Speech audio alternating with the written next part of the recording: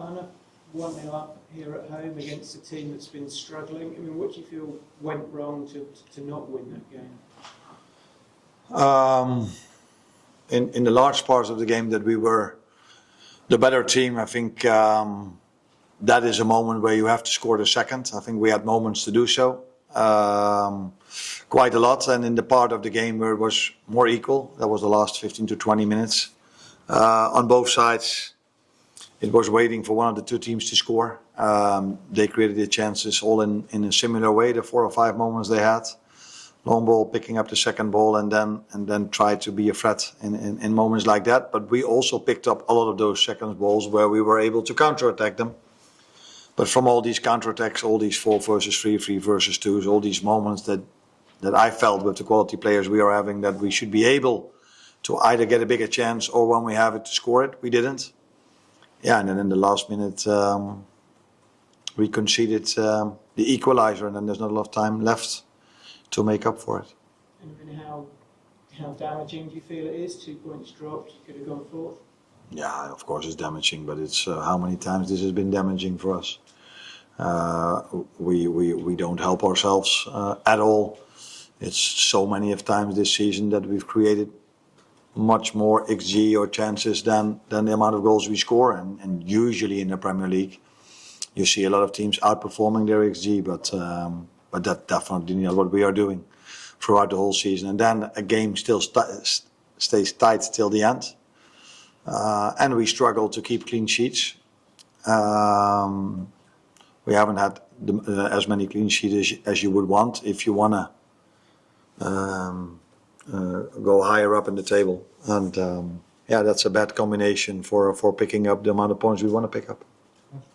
There were some views that the full-time whistle going the loudest it's been all season. How disappointed, how difficult is that to hear? How much of a worry is that? I think it's understandable for fans to be frustrated because it happened already so many times that they've seen the home team not picking up the points that they're expecting to us conceding goals in the last minute. Now it's up to us to bring that frustration to Wednesday and come up with a big performance, because that we are all frustrated, that's completely clear. And it's now up to me and the players to take that frustration to Wednesday evening and show the fans the performance and the results they deserve, because they've been supportive throughout the whole season to us. And then if it happens so many times that they are done frustrated in the end of a game or after the final whistle, that makes complete sense to me. Why do you think that your team was not clinical enough to do? I was expecting you not to add today towards the question. I think we've not been clinical enough throughout the whole season. Yeah, tell me why. It's not the quality of the players, I can tell you that. We have unbelievable attackers that are able, and throughout their whole career were able to score a lot of goals. But it's not only not scoring the goals, it's like I said, it's also if you want to have a successful season, if you are not able then to score the second or the third goal, then you make sure you don't concede. But we did, and I keep thinking that with the quality players we are having, we will find moments, we will find games where we're hopefully outperforming the chances we are getting, and that's not what we are doing through large parts of this season.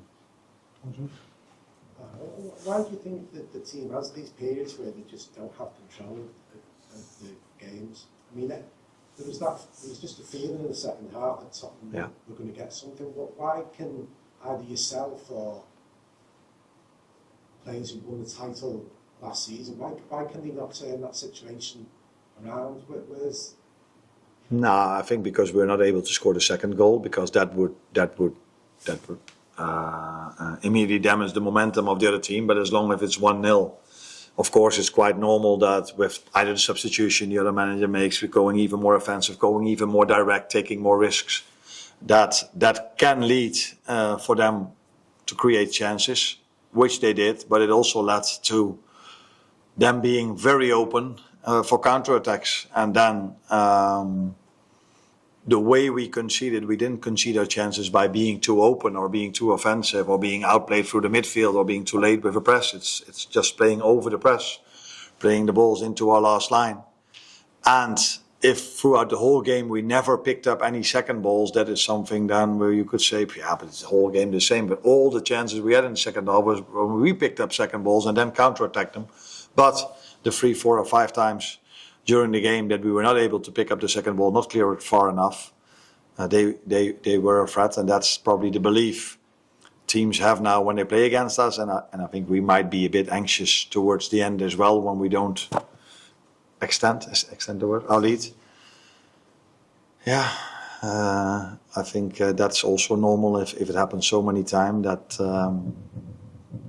you start to think like that, and it's normal that the stadium has that same feeling. Mike, last one. Mike, last one. So, you said for large parts of the season, it's happened to you.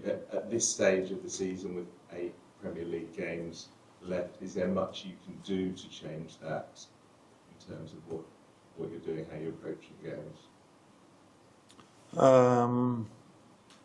I think approaching a game has not so much to do with the final minutes of the game. I think what you are trying as a manager or as a team to outperform the other team in terms of chance creation. You always try to create more chances than the other team because usually that leads to winning more than you lose.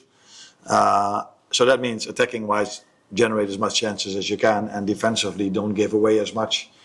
And I think throughout almost the whole season, we've been on the positive side of that in terms of chance creation, but we've not been a lot of times on the positive side of scoring goals or conceding goals. And how to approach the last minutes of the game, I think if you look back on it, which is maybe not the nicest thing to do if you're a fan of us, but I've tried a lot of things. I brought in Joe Gomez in the last minute of a game to keep the lead at Fulham.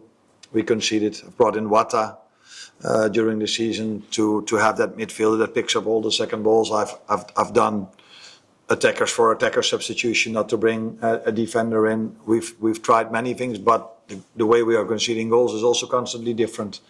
So unfortunately, the things you can try to do as influences from the side is in a defensive substitution or offensive substitution. I've tried many of them. But it hasn't led yet to us not conceding in the last minute. But we also have our chances in the last minutes of the game. Even today, in extra time, we had an unbelievable chance that simply doesn't go in. But it won't stay like that, I can tell you that.